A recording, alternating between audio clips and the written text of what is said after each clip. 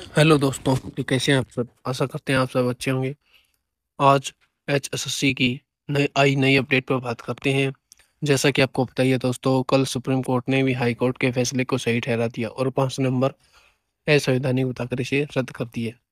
इसको लेकर कल मुख्यमंत्री नायब सिंह सैनी ने 50,000 भर्तियां 2 महीनों में पूरी करने का वादा किया है।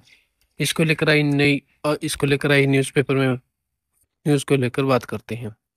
भर्ती में 5 अतिरिक्त अंक देने में हरियाणा सरकार की याचिका सुप्रीम कोर्ट में खारिज। हाई कोर्ट ने फैसले में त्रुटि नहीं, नीति, लोकानुभव व योग्यता के सिद्धांत के खिलाफ। यानी कि ये 5 नंबर को असंवैधानिक बता दिया है।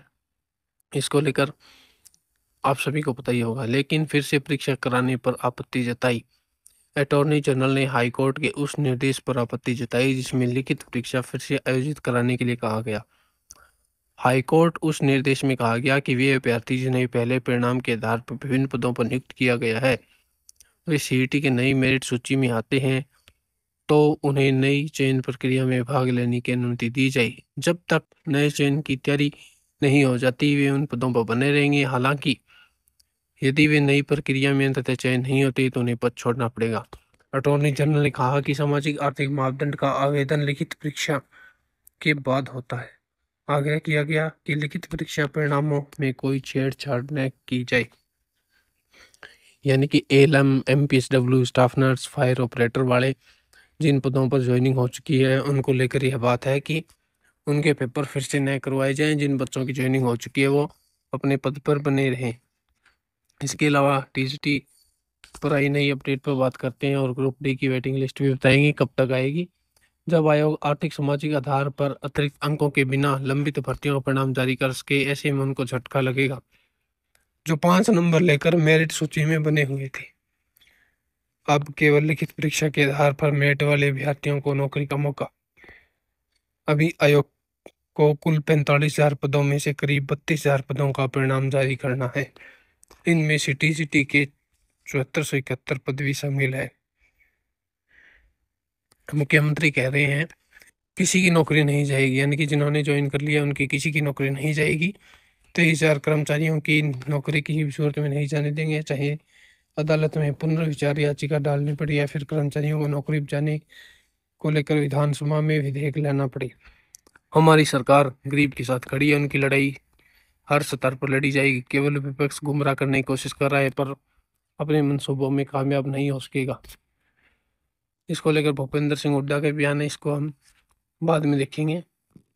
ये देखिए दोस्तों, यहाँ पर बताया है हरियाणा कर्मचारी चयन आयोग अगले 2 महीनों में 50,000 पदों पर भर्ती पूरी करेगा। नायब सिंह सैनी, दैनिक सवेरा की सवाल। ग्रुप सी और ग्रुप डी के नियुक्त कर्मचारियों की नौकरी सुरक्षित। इसको लेकर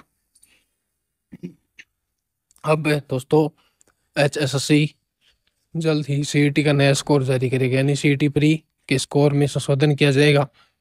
जिनके 5 नंबर लगे हुए हैं वो हट जाएंगे।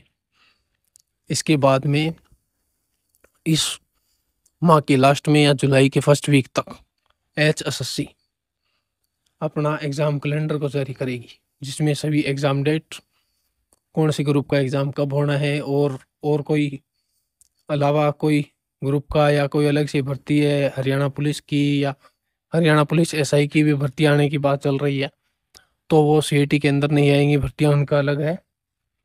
यही बात चल रही है दोस्तों।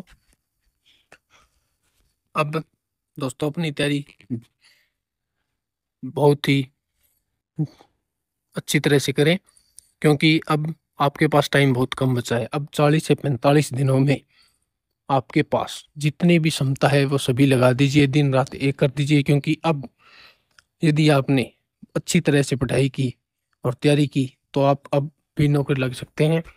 क्योंकि 40-45 दिनों में आप अपना स्कोर या जो अपनी तैयारी का लेवल है उसे ऊपर कर सकते हैं और आप एक हरियाणा में सरकारी नौकरी पा सकते हैं।